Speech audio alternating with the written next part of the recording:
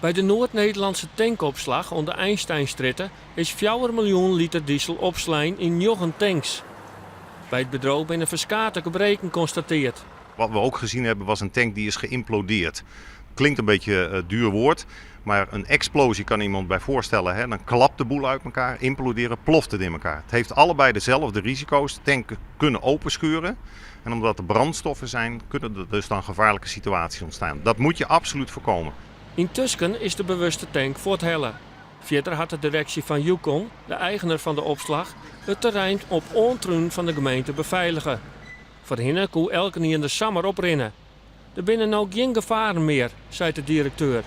Ja, kijk, bij elk bedrijf kunnen gevaarlijke situaties ontstaan, maar wij hebben voor ons gevoel, en we hebben 1 werknemer daar lopen en die laten we er echt niet werken als wij het gevoel hebben dat het onveilig is daar. De heer Offringa haalt allerlei dingen uit het verleden aan die in het verleden niet goed zijn gegaan. Maar al dat soort zaken die hij nu allemaal oppert, dat zijn zaken die bij ons ondertussen al lang opgelost zijn. Na aanleiding van de brand bij Chemiepak in Moerdijk had het kabinet een inventarisatie maken. Daarin staan alle bedrijven in Nederland die het gevaarlijk wezen kennen. Daaruit doch blikken dat de Snitzeropslag en nog eens 11 ondernemingen net voldoen aan de veiligheidsregels. En dat maakt oors. Ik vind dat je alles moet doen om te voorkomen dat er onnodig risico's worden gelopen. En daarom doen we ook voeren we deze operatie uit. Atsma vindt dat de gemeenten de risicovolle bedrijven op de hoed zitten matten.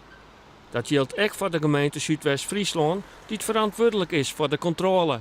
De organisatie moet beter uit oogpunt van veiligheid. Dus hoe ga je om met brandstoffen? Hoe heb je dat goed op je terrein georganiseerd? Zodat het in ieder geval niet alleen voor de mensen zelf op het terrein veilig is. Maar mocht er een calamiteit gebeuren, dat je ook uit milieutechnische overwegingen het goed op orde hebt. Als in september de zaakjes net op water binnen, dan kan de Snitzeropslag in het uiterste geval zijn vergunning kwijtrijden.